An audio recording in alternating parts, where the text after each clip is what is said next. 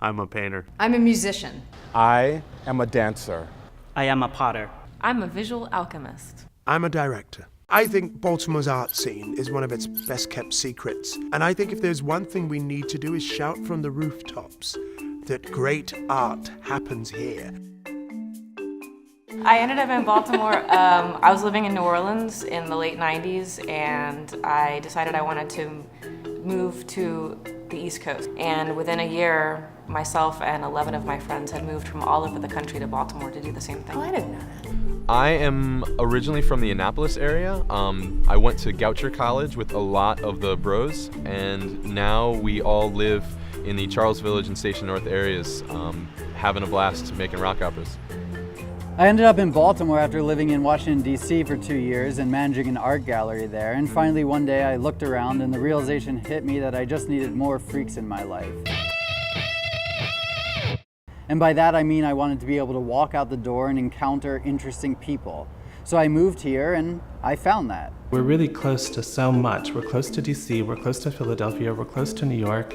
And I think that's so important for artists because, we can actually afford to live here, we can afford to make our work here. When I invite artists to come to the Maryland Institute to lecture where I teach, oftentimes they come down and they see the size of the space that I'm able to have here in Baltimore, and they're just sort of, they compare it to their living situation in New York, and they're constantly jealous.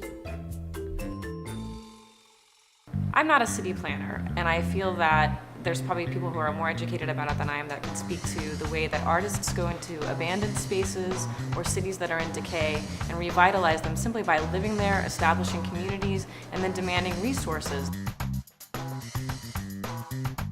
Collaborating with other artists in Baltimore has had a profound effect on me as a person and as an artist. Collaboration is not just amongst other artists, but it's with institutions across the board. It can be as simple as working with schools to do love project murals. It can be working with other arts education programs to create opportunities for students to get involved with the arts. It can be working with a bank to get permission to do a mural in their parking lot.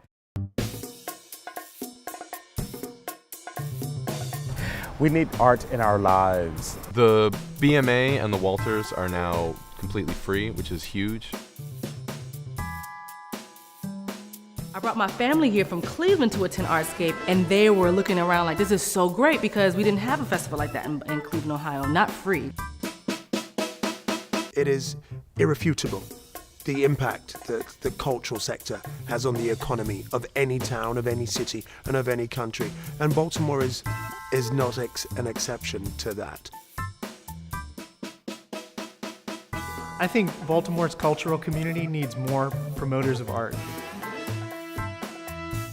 When I graduated from Morgan State, I took a job actually working at Citigroup, and I decided that I had to still do something to give back to the community.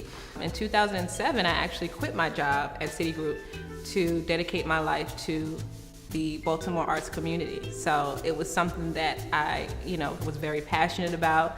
I grew up knowing the importance and how the arts can change people's lives, and it helps you to really see the human experience a little bit better. So it's something that I found to be very important, a part of my duty.